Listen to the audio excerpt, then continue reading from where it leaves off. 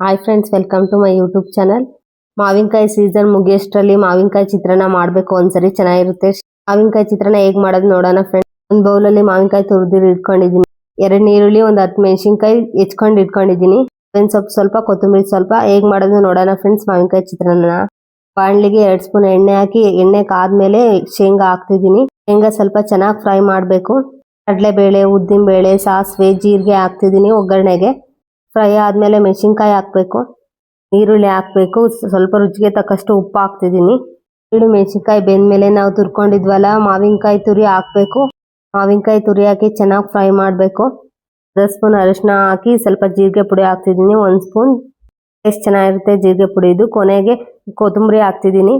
ಕೊತ್ತಂಬರಿ ಹಾಕಿ ಒಂದು 5 minutes fry ಮಾಡಿದರೆ ರೆಡಿ ಆಗುತ್ತೆ ಮಾವಿನಕಾಯಿ ಚಿತ್ರಾನ್ನ. ನೀವು ಒಂದ್ಸರಿ ಮನೇಲಿ ಟ್ರೈ ಮಾಡಿ. ಬೆಳಗಿನ ಟಿಫನ್ ಮಾಡಿದ್ವಿ ಮಾವಿನಕಾಯಿ ಚಿತ್ರಾನ್ನ. ಸೂಪರ್ ಆಗಿತ್ತು ಟೇಸ್ಟ್. ಒಂದ್ಸರಿ ಮಾವಿನಕಾಯಿ ಸೀಸನ್ ಅಲ್ಲಿ ಮಾಡಿ ಮಾವಿನಕಾಯಿ ಚಿತ್ರಾನ್ನ. ಕೊಬ್ಬರಿ ಹಾಕೊಬೇಕು ಸ್ವಲ್ಪ, ಕೊನೆಗೆ ಹಾಕ್ತಿದ್ದೀನಿ. ಮಾವಿನಕಾಯಿ ಚಿತ್ರಾನ್ನ ರೆಡಿ ಇದೆ. ಇದೇ ತರ ಕಿಚನ್ ವಿಡಿಯೋಸ್ ನೋಡಿ. ನನಗಂತೂ ಮಾವಿನಕಾಯಿ ಚಿತ್ರಾನ್ನ ತುಂಬಾ ಇಷ್ಟ ಆಯ್ತು. Thank you for watching this video. Next ವಿಡಿಯೋಲಿ ಸಿಗ್ತೀನಿ. Bye friends.